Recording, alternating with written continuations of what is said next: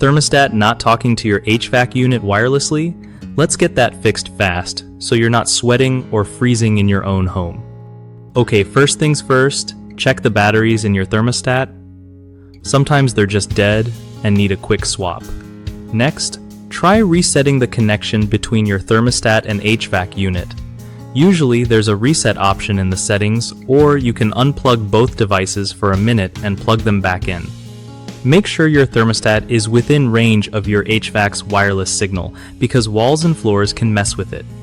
If you've recently changed your Wi-Fi password, you'll need to update the settings on your thermostat too. Another tip is to check for any firmware updates for your thermostat model.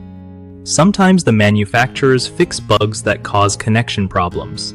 Also, ensure there's no interference from other wireless devices like baby monitors or Bluetooth speakers nearby.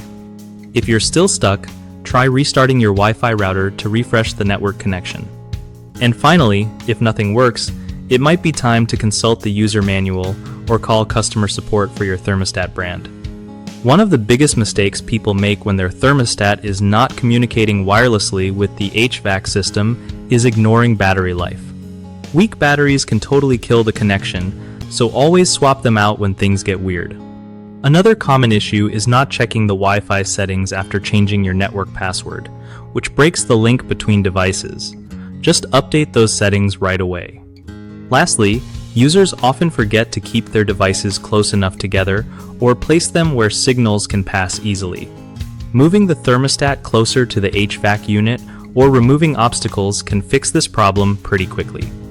BigHomeProjects.com makes it super easy for homeowners to find trusted local contractors who actually know their stuff and get the job done right. Plus, it helps contractors connect with clients who need their services, making sure both sides win without all the hassle.